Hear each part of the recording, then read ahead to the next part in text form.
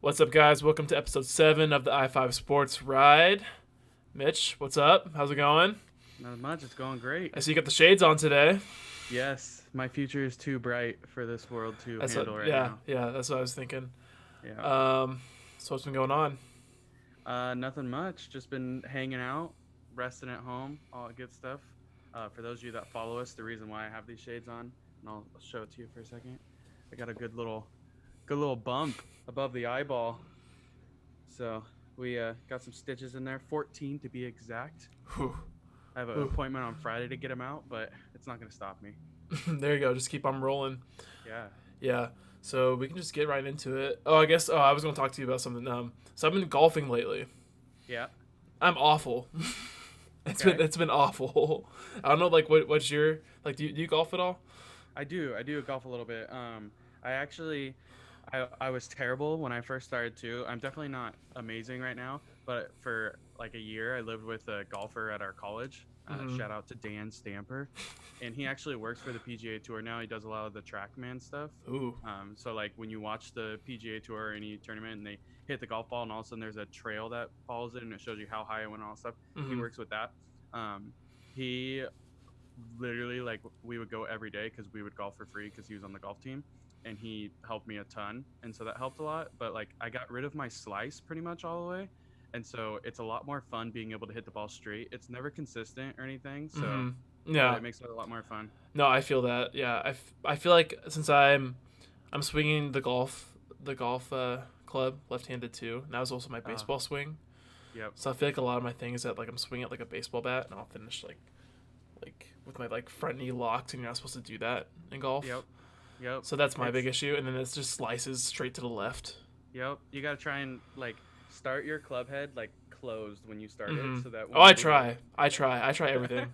I'm taking lessons right now though. So Oh, there you go. I got this little grip thing that goes on it to properly place my hand so that I like push my front wrist forward, and it really helped. really, Yeah. hmm, It was pretty cheap on Amazon too. should probably try that. Yeah. Yeah. All right. Well, I guess we can just start to make our way on onto the I-5 on the on ramp. Just slowly making our Slowly. way. Yeah, slowly. All right. So just a couple things today. Patrick Mahomes. Sure, everyone has heard this, but Patrick Mahomes signed a 10-year contract extension worth up to $503 million, making it the largest contract in sports history. What would we feel on that?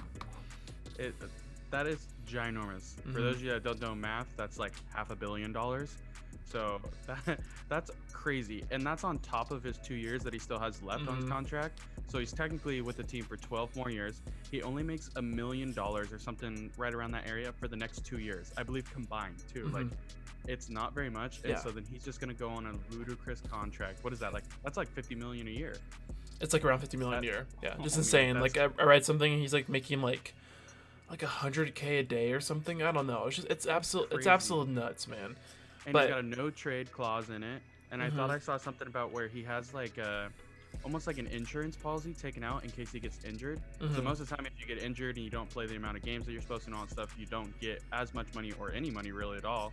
But there's like $100 million that he'll get even if he like if tomorrow he gets a season injury or a career-ending injury, he's still gonna Mhm. make like $100 million. Yeah. Okay. But honestly, if anyone deserves that kind of contract, it's him, because I think he can win. I think he can win them Super Bowls on his own.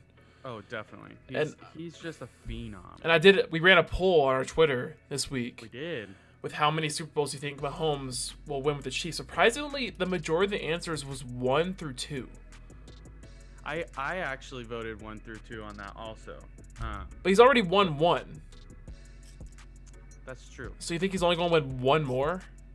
Oh, see, I think I misread it too. I thought I meant 1 or 2 more. I think he's gonna win 2 more probably. I guess I could have like Um, specified that in a tweet, but I mean, but yeah, that's all yeah, right.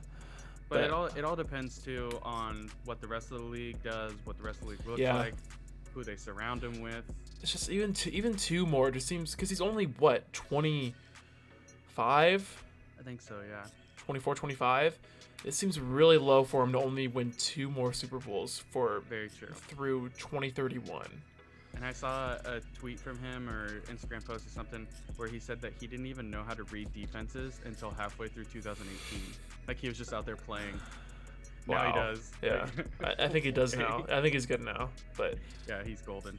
I don't know. I see him winning more, and I think he's eventually gonna have a new coach, so that's gonna maybe, I don't know. How old is Andy Reid? Andy Reid's pretty old.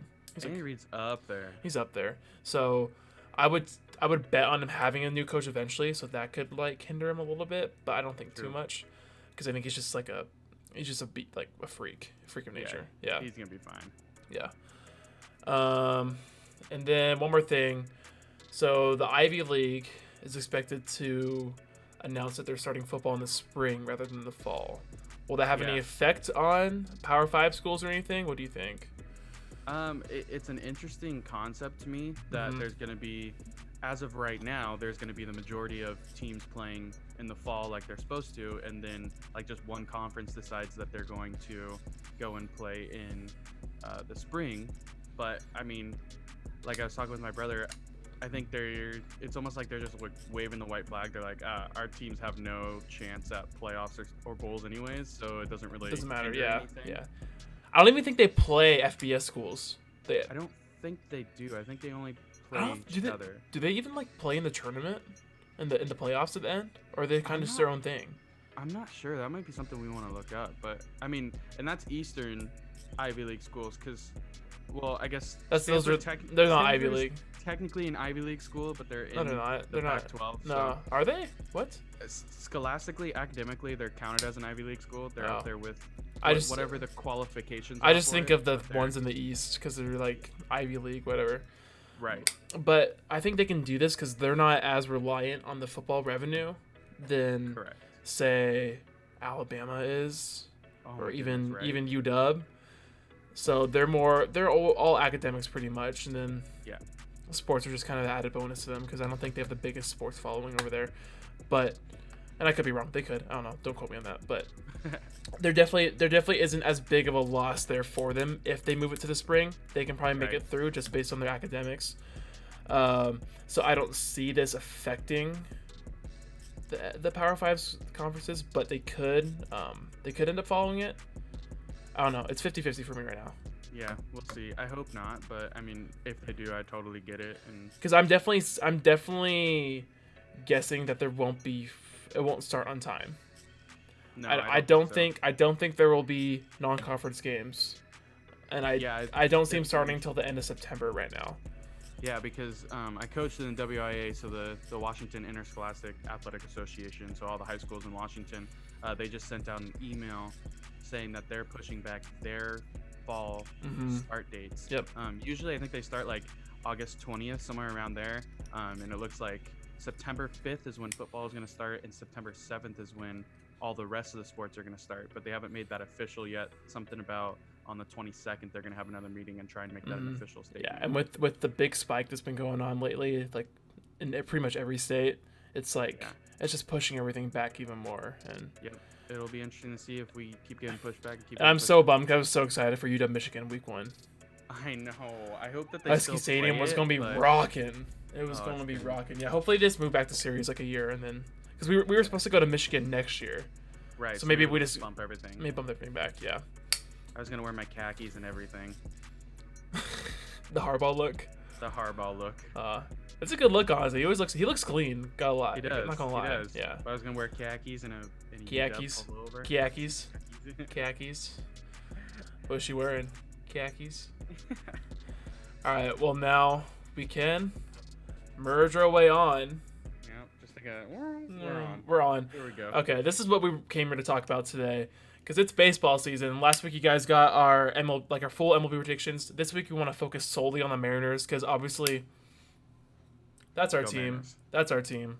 True to the blue. True to the freaking blue. So I guess we can kind of just like start with just like our overall feels about the season and stuff first, and then we can move on to our picks and stuff. I don't know. Yeah.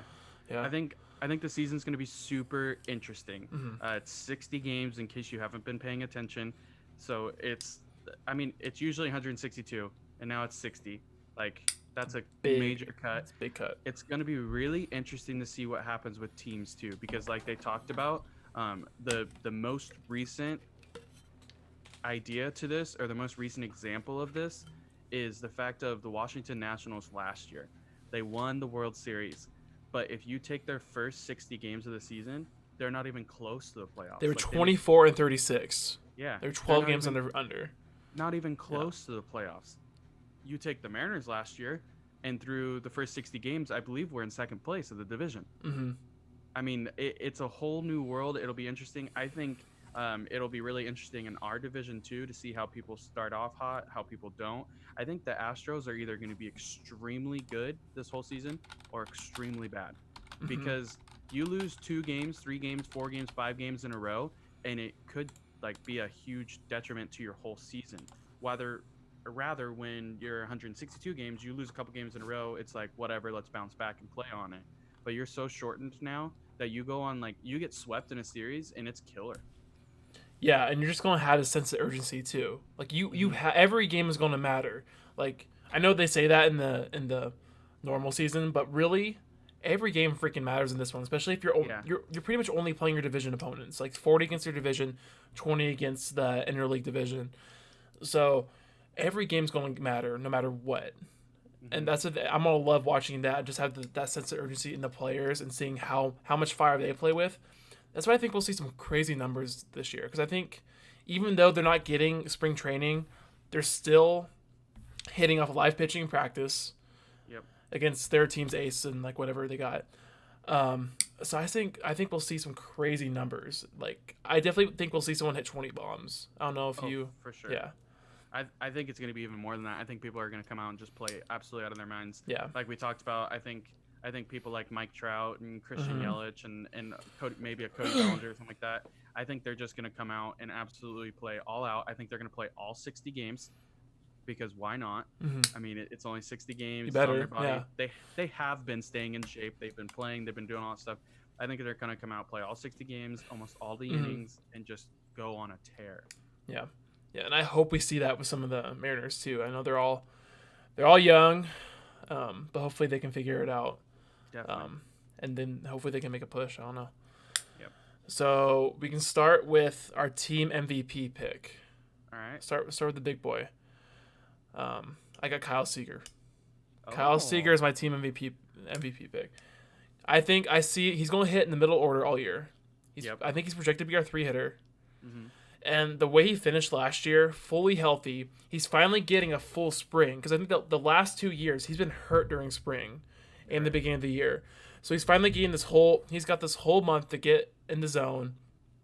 And then once he finally figured it out last year, I think he changed his swing up a little bit too. He finally figured it out in the last few months of last year. And he went on a tear, man. He ended up with 23 bombs in and that was only in 3 or 4 months. Yeah. Yeah. So, and I don't really see anyone else to take that from him because I think everyone else is going to like go through those like younger rookie struggles. Mm-hmm. So I think he's a safe pick for this, and he's my pick for team MVP. I like it. I sure hope so, because I love the Seeger of the past, Mhm. and I just have a sour taste in my mouth of the Seeger of And I think the present. we'll see a glimpse of that this year, though. I think hope we'll so. see that. Yeah. For me, I'm gonna go with, and if you know me, there's no surprise to this, Kyle Lewis. I My team could MVP have guessed that. is gonna be Kyle Easily Lewis. could have guessed that. And I think that he's going to go off on an absolute tear. They said that he's bigger, faster, and stronger when he showed up to summer camp, which is really cool for the teams too, because they haven't seen a lot of these guys in a while. And all of a sudden they show up, and they said that Service was just like, whoa, like this is a whole new breed of dude. I have high hopes for him. I think he's going to have like a 285 average. I'm looking for like around 23 bombs. 20 really. I know it's a lot. It's only 60 games, but the dude swings for the fences. He has a short, compact swing that allows him to lift the ball, so he's not going to miss on a whole lot. I hope. I think he's going to have. I think he's going to have 23 bombs, somewhere right around there. I think he's going to absolutely go on a tear for us, and maybe start to fall into that like 4-5 spot. So we're doing bold predictions later. That's not your bold prediction. That's not my bold prediction. That's a don't normal worry. one. Yeah. That's a normal one. I love how he takes the ball to the opposite field so well. Did you see that video of him this morning? No, I haven't seen that one. Yeah, he just crushed one, taking it to right center. Like he goes all over. Like, it's not like he's a dead pull hitter. They're not going to shift on him because he's No. not a dead pull hitter, Yep. which is going to help his average, and I think it's going to help his hitting and all that stuff. It's just so exciting. If you guys haven't been kind of following along with a lot of the summer camp stuff, they are broadcasting it on their YouTube. They tweet a lot on that stuff. If you haven't seen Jared Kellenick's swing from yesterday off of live pitching, We'll talk about him later. We'll talk about him oh, later. I'm We'll talk telling about you. him later. Whew, I gotcha. They're actually gonna be. They're not broadcasting on TV, but they're on the radio. No, on they're doing some live streams on their YouTube page. I know. No, I was talking about on Friday for the inter squad game. I don't know. They didn't mention live Oh. streaming it, but they're broadcasting it on 710 Got it. with Riz and Goldsmith doing it. Sweet. So that'd be kind of cool to listen to. Yeah. All right. So move on to Team Cy Young. You can go first for this one. My team Cy Young, which we're just gonna go ahead and say this right now. Pretty much all my stuff is a pretty bold prediction, but Mhm. it definitely has a chance of happening. My team Cy Young is Taijuan Walker. Okay. I think that they said that he looked really good in his last. He only made one appearance for the Diamondbacks last year, coming back from Tommy John, and he was looking really. He threw really well on it. He was looking really good for spring training. His arm speed is back. They said that his stuff is just as good, if not better, than it was before. He's sitting like mid to high 90s and is feeling fresh in his arm. I think that bouncing back from Tommy John and getting a little bit extra time, like for him, this extra time is actually going to be really beneficial. I think he's going to have a really good season. I think he's going to get 10 starts in him because they're looking at going to a 6-man rotation. He's definitely part of it, and I don't think he's going to miss one. So I think that's going to really help. I think him and Marco are going to be up there in the top starts on the team, and then I think that he's going to be able to keep his ERA somewhere in the low to mid 2s. Yeah. I like that pick a lot because I think he also has a chip on his shoulder too because he's been Yes. pretty much out for pretty much 2 full years, like because Yeah. he's been hurt last 2 years together. Yep. And I also like how it seems like he's already like meshed so well with the team. It's like Yes. it's like he almost never left because I see like him like joking around with like D Gordon and Kyle Seager, like them talking trash to each other and stuff. I love how he's just kind of just like meshing in already. Yeah, I was think very he always excited to had come back. he always had that personality with him too. So I think he's just gonna be like happy to be back and happy to be playing again. I think that's definitely going to improve his performance for sure. Yeah, and Yeah. he's on a 1-year deal too, so it's a prove it Yeah. year for him. And I think I hope and think that we're either gonna extend him somewhere halfway through the year, or we're gonna try and re-sign him again in the offseason. I think he has a phenomenal year and he becomes a big staple of our future again. Is there a trade deadline this year? There is. It's like August 31st or something like that. Because we could do that too. I don't want to. I know you don't want to, but if he puts up a great first half, That is true. you know Dipoto, he might. All right, mine's Justice Sheffield. Yep, I like that. Yeah, he looked so good in his last 4 starts last year. I think we talked about this during our episode about the expansion draft. I think, or I don't know. Okay, but he gave up 3 or less runs, or I think it was 2 or less runs in 3 of his final 5. Mm-hmm. Does that seem right? And I think he is another guy who has a chip on his shoulder too, because all the prospect rankings just threw him out after he was sent down from AAA to AA. After he was awful in AAA. Yeah. But that's a hitters league anyway though, so like no one really does because most people jump from AA to MLB anyway. Correct. So that didn't really concern me. I mean, maybe a little bit, but he worked it out in AA, brought him back up for the last month, I think, just September. Mm-hmm. Yeah, looked great. I think he still has the stuff to be an ace eventually. Because remember, he was the centerpiece of that Paxton trade. Yeah. He is the guy. I think people forget that. People have like started talking about more Justin Dunn, Logan Gilbert. I think Justice Sheffield needs to be talked about more. I think he is going to put together a great year. I think the safe pick for this would be Marco. I forgot to say that. Safe pick would be Marco.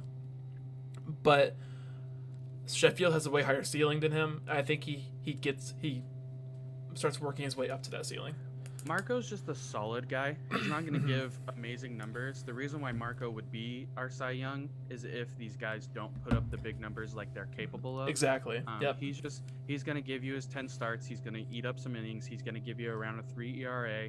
He's going to keep the ball down, all that kind of stuff. He's just solid. But these guys have the splash factor to him that they could come in and make a complete difference. They said that Sheffield is worked in it's almost like a sinking fastball, like not even or a sinking cutter or something like that. And they said that it's basically unhittable right now. Yeah. So hopefully that continues, and I could definitely see him being that guy too. I think the pitching is what I'm most excited for this year because Yes. our arms are what like are like at the guys who like are like younger, but are they, like we have all those like bats Yeah. down low still, but our pitching prospects are there now because we're probably going to see Gilbert this year. We're going to see Dunn. We're going to see Sheffield. Mm-hmm. Maybe Kirby. We might see Kirby later this year too. We might. Because he was a college arm, so he's already around 22, I think 21, 22 years old. So we might see him too. We have all these college arms and like guys who have already made their debuts ready to go. So that's what I'm most excited for. See if these guys can make that next jump to what they're supposed to be. Definitely. And that leads into my breakout player, which is Yusei Kikuchi. Oh. Okay. Yeah.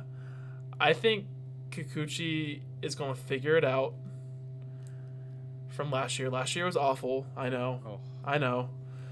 But he's a great kid. I think he figures it out. He had just had zero confidence last year. Mm-hmm. I think he figures it out this year. And people I feel like people forget that like he was dominant. He was so good in Japan. He was dominant. Very good. Yep. Very, very good. And he's not an Otani freak. So he's going to go through those struggles because obviously the Japanese league is so much different than the MLB. So most people are going to struggle for that year one. He still has that zip on that fastball, and I've heard that his bullpens have looked really good. Yes. And that if he relies more on his curveball, which is it's good. It's good. Yeah. It's and his slider, they're both nasty. And if he learns to gets more confidence in those, relies on those more when he's behind and stuff, then I think we see him have that kind of breakout year. Not amazing year, but wasn't his ERA like over 6 last year? Yeah, it was bad. I think we see his ERA down either low 4s or high 3s. Yes. And I think that's worthy of a breakout player because I think that just shows him like improving and then making even that bigger jump next year. Definitely. Yeah, and I would love to see that. And you were right. There's been lots of reports of him looking a lot better in bullpens, and that was before this break even. They were talking about him in spring training. He's come back. They said that he still looks just as good. Talking to him about working backwards a little bit more, using that slider and that curveball rather than trying to overpower the fastball, which he's not slow by any means. I think he sits low to mid 90s, which isn't bad, especially from the left side. But he's got to hit that learning curve that he's not going to blow it by people in the MLB, like he probably was able to back over in the league in Japan. So it'll be interesting to see how he bounces, and I sure hope your prediction is correct. I would love to see that. Mm-hmm. For me, my breakout player is going to be J.P. Crawford. I like it. We all saw the glove last year. He's a phenomenal fielder, but here's the thing: he wasn't. When we traded for him and we got him from the Philadelphia Phillies, he wasn't a great fielder. I mean, he was a solid fielder. He could play shortstop at the major league level. They said he could be a solid guy over there, but they really were big on his bat because he could hit like crazy. So the fact that last year he couldn't hit really that great, I think he ended with like a 220 something. I think that was just his year of trying to figure out maybe he focused a little bit more on his fielding. Maybe he just focused a little bit more on something else, or was just got in his own head. We saw that with Malik Smith at the beginning of last year too, and then he started to hit like he was supposed to towards the last half of the year. Mm-hmm. I think we see J.P. Crawford's bat come back around, and I think he easily hits around the 250-260 zone, which if he plays shortstop like he was playing last year defensive-wise, 250-260 is going to be perfect for us. Yeah, he had a great June and July, and then after that, he seemed like a tick behind. I don't know what happened, if he just kind of like had a little slump and lost his confidence, but he just seemed kind of behind everything. And who knows maybe something was bothering him. Maybe he had some kind of little injury. Yeah. There's been many of major league players who have dealt with little minor injuries, even like a blister in your just affects your swing so bad. Yeah. Yeah, it really makes a difference. Absolutely. And then they don't say anything about it. Like we saw it with Cano actually a couple years ago. Yep. The last half of one of his years was like, what in the world? And then the offseason, they leaked the report that he was playing with something through the whole something was torn. Like he tore something. Yeah. Something in like his hand or something like that too. Like that makes a difference. So you never know. No, that's a good pick. I was actually like down to those two, Kikuchi or JP. So I really like that pick. That's so okay. Bold prediction. I'm gonna go with mine first. I feel like yours is just gonna be just so like out there. It's not too bad. Okay. Mine. I don't know. You could call it bold, but also like a lot of people are saying it. but I think Kelenic and Julio will get their first MLB at bats at some point this season. Okay. Okay, they're on that taxi squad. I think we're going to see some injuries. I think DePoto's going to say, "Screw it, let's see what they got." Because I think they're both ready. I think both of them should be up here playing already. There's no reason not to, especially like you say, if we go through the first half of the year and are just stinking it up, there's no reason not to. Yeah. Just let them get some at bats. Let them go through that struggle now in a shortened season. Then who knows? Maybe next year, just start them. Just start them. They got all the talent in the world. I get jealous when I see like Soto playing at 19, Acuna playing at 20. Why can't we just play our guys at 19 and 20? Right. Like I don't know. And Julio's been we signed him when he was 16, right? Yes. So he's been playing minor league ball for 4 years now. This will be your. And Kelenic's swing just looks. Yes, I'm telling you guys. If you have not seen watch that video. Go watch that. It's not even BP. That's off live pitching. Yeah, you can hear somebody in the bullpen go, "Oops, that wasn't a good pitch." Oops.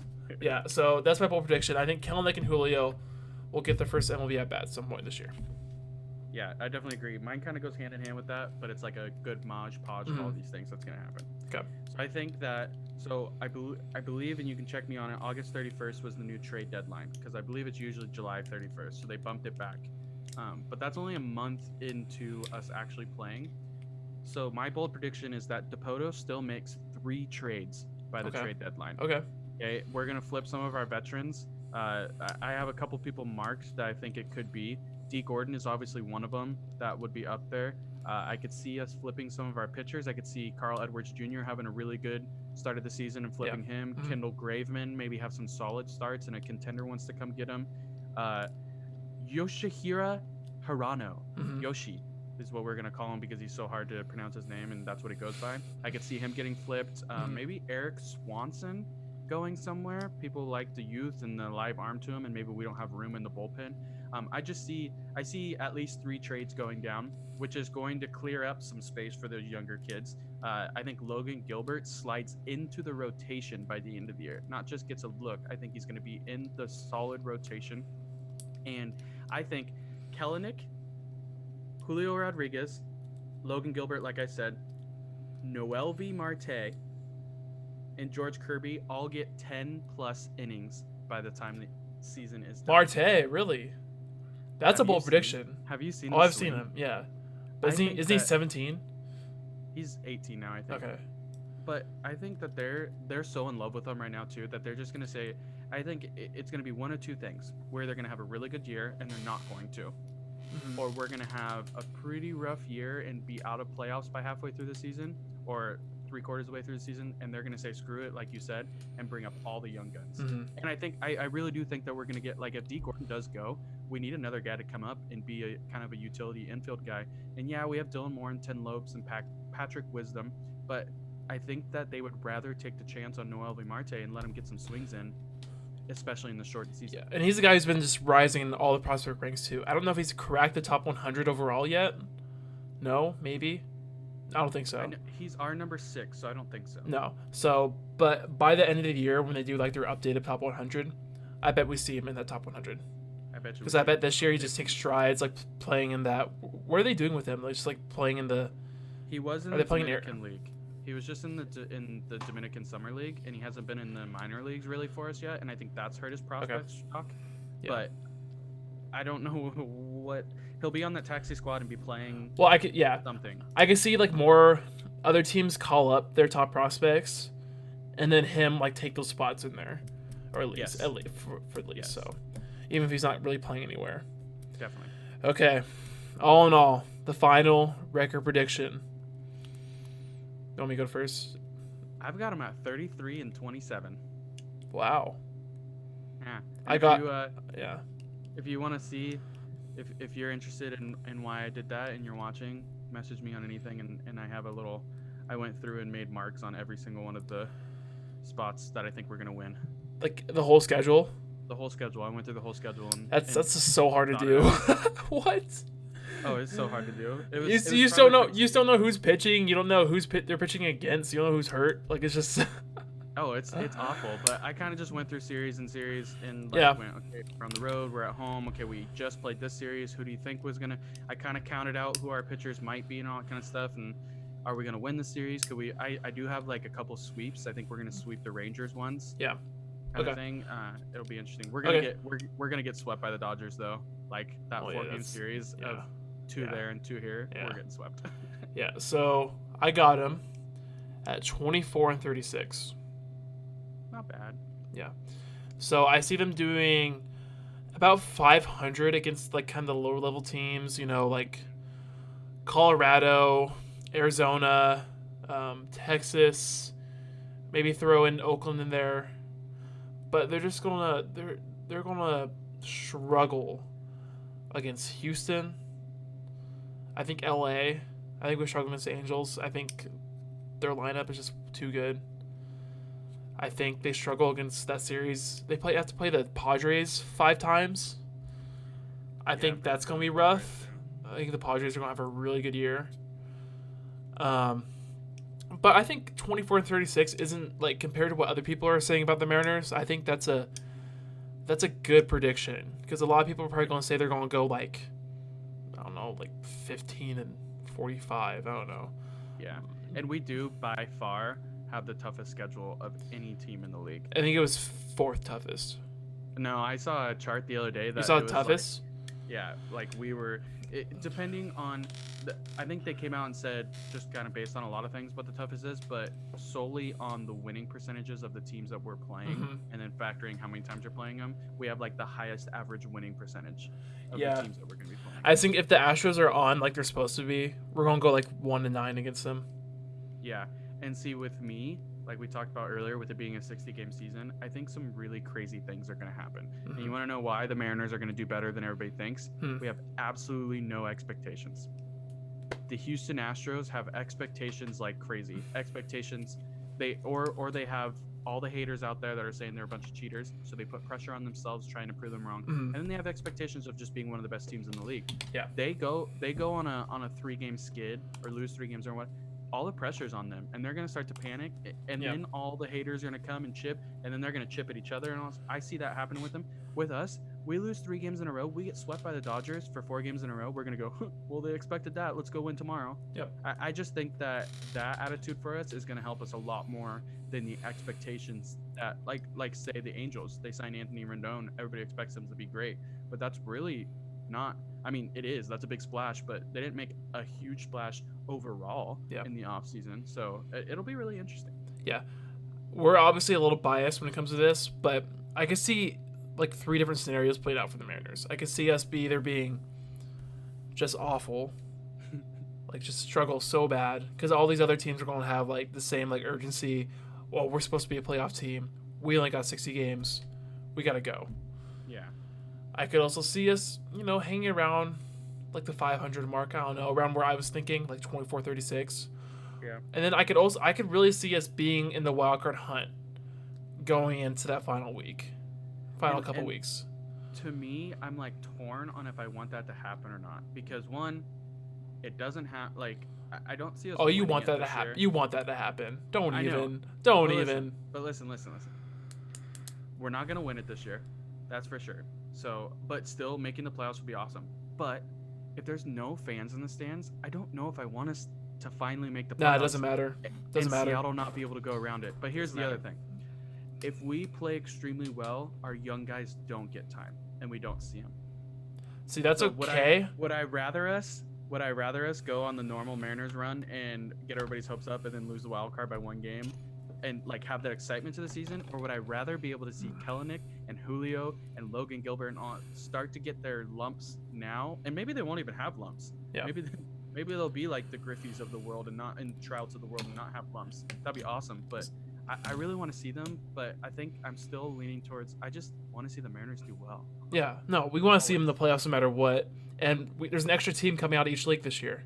There's 5 teams in the playoffs now. I thought there wasn't. There is. I'm reading it right here. 5 teams from each league. Really? So we have that 1 extra spot. So if we can finish, what was your prediction again? 34 and 27? 33 and 27. I think that gets us in. That could. Hey, that's normal. 5 teams, 3 divisions, leader of each one, and then 2 wild cards. Oh, I'm dumb. Yeah, you're right. But they proposed earlier. They did propose earlier to have 4 wild card teams. Yeah. Okay. When we were gonna have. Yeah, I was thinking the old.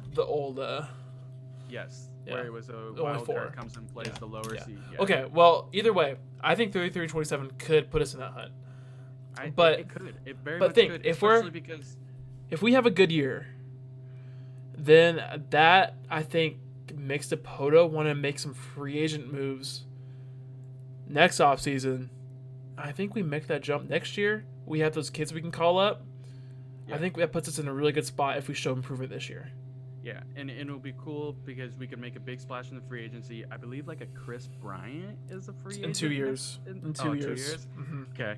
But like a big splash like a Chris Bryant or some big name like that, bring him in and then bring the younger guys up with them kind of thing and surround him. Give me a bat. Give me a bat. Give me an ace. Give me bullpen arms. That's what I want. Yeah. And then, oh man, it'll be awesome. Yep. But you're right, a 33 and a 27 could put us in that race. Yep. Solely because if we are playing our division 40 times and we have 33 wins, that means that we're beating those division teams sometimes. Yep, So exactly. It makes them have losses, which makes everything close. Yep. Yeah, no, for sure. All right, guys. We'll see what happens. We'll see what happens. Let us know what you guys think the Mariners are going to do in the comments below. For sure. If you want to message us, what do you think? I want to hear your opinions. Come on. Follow us on Instagram at i5 Sports Ride, on Twitter at i5 Sports Ride. Like us on Facebook. Make sure to like and subscribe.